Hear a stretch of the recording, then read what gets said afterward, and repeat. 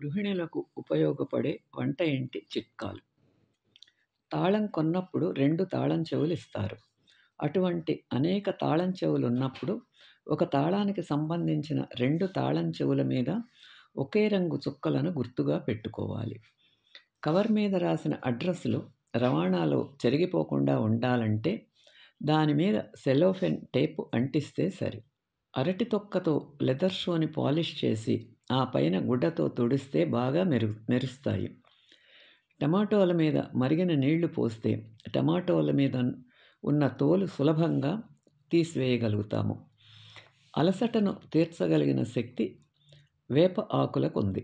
లేత వేప ఆకులను నమిలితే అలసట తొలగిపోతుంది, చురుకుదనం వస్తుంది. చందనం నూనె 1 పాలు, ఆవాల నూనె 2 పాళ్ళు కలిపి రాసుకుంటే ముఖం మీద వచ్చే పుండ్లతో మచ్చలు మాయమవుతాయి. కాసేపు వేడి నీళ్లలో ముంచిన కత్తిని వాడితే డ్రై ఫ్రూట్స్‌ను సులభంగా కట్ చేయవచ్చు. అల్యూమినియం గిన్నెల లోపల గీతలు పడి పాతవగా కనిపిస్తుంటే, వాటిలో నీళ్లు పోసి కొంచెం వెనిగర్ వేసి అరగంట తెర్లనివ్వండి. తరువాత శుభ్రంగా తోమితే కొత్త గిన్నెల్లా తళతళ మెరుస్తాయి. ఉల్లిపాయల్ని వేపుడులో వాడటానికి ముందు కొంచెం పాలల్లో నాననిస్తే వంటకాలకు మరింత రుచి, సువాసన వస్తుంది.